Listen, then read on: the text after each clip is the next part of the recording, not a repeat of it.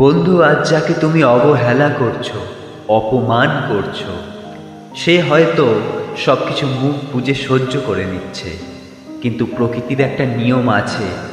তুমি অপরকে যেটা দেবে সেটা কোনো না কোনোভাবে তোমার কাছে ফিরে আসবেই।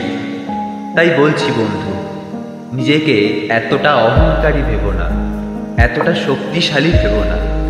আর যে শক্তি তোমার কাছে আছে, ভবিষ্যতে সেই শক্তি তোমার নাও থাকতে পারে।